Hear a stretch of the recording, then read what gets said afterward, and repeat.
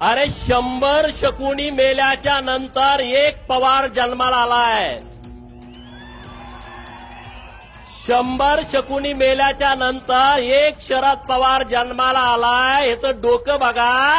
हे आमच्यासाठी काही नवीन नाही, सारखं ते काही ना काहीतरी बोलत असतात। पण वाईट काय वाटतं की ते आता महायुतीमध्ये आहेत आणि राष्ट्रवादी पण आता महायुतीचा भाग आहे। राष्ट्रवादी म्हणजे त्यांची राष्ट्रवादी। त्यांनी काहीतरी तिथं आक्षेप घेतला पाहिजे, त्यांनी काहीतरी तिथं बोललं पाहिजे, कारण शेवटी पवार साहेब एक ज्येष्ठ व्यक्तिमत्व आहेत, एक मोठे नेते आहेत महाराष्ट्रामध्ये आणि देशामध्ये।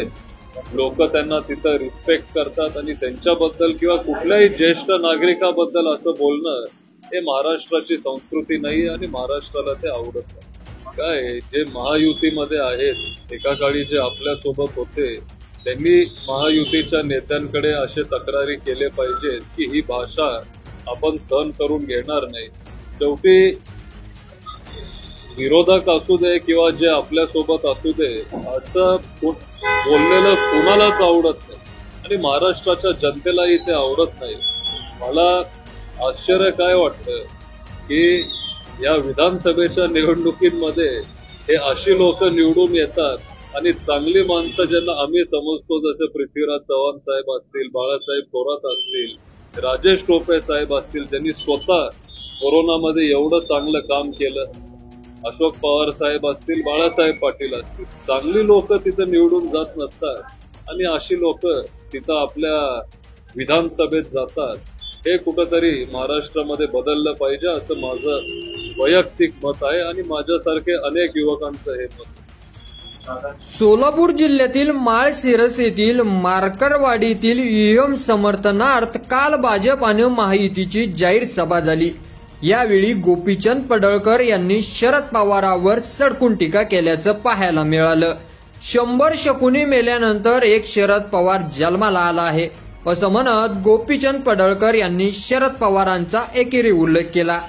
या संदर्भात युगेंद्र पवार यांना सवाल केला असता त्यांनी प्रतिउत्तर देताना आपले काका आणि उपमुख्यमंत्री अजित पवार यांना चांगलं सुनावल्याचं पाहायला मिळालं। गोपीचंद पडळकर काय बोलले मी ऐकलं नाही असं म्हणत शरद पवार गटाचे नेते युगेंद्र पवार यांनी भाजप नेते आमदार गोपीचंद पडळकर यांनी केलेल्या टीकेवर भाष्य केलेलं आहे। युगेंद्र पवार पुढे नाव न घेता असंही म्हणाले की त्यांच्याकडून आम्ही वेगळं काही अपेक्षित करत नाही। वाईट याचं वाटतंय कारण ते महायुतीत आहे, महायुतीत राष्ट्रवादी पक्ष देखील आहे। त्यांनी यावर आक्षेप घेतला पाहिजे कारण शरद पवार हे एक ज्येष्ठ व्यक्तिमत्व आहे आणि मोठे नेते सुद्धा आहेत, त्यामुळे राज्यातील आणि देशातील लोक त्यांचा आदर करतात। ही महाराष्ट्राची संस्कृती नसल्याचं युगेंद्र पवार यांनी म्हटलेलं आहे। तर मंत्रिमंडळ विस्ताराबाबत प्रश्न विचारण्यात आला असता युगेंद्र पवार म्हणाले की 3 पक्षांनी मिळून एकत्रित सरकार स्थापन केलं आहे, त्यांच्याकडे बहुमत आहे, त्यामुळे त्यांना वेळ लागत तराचा खोचक टोला युगेंद्र पवार यांनी लगावलेला आहे।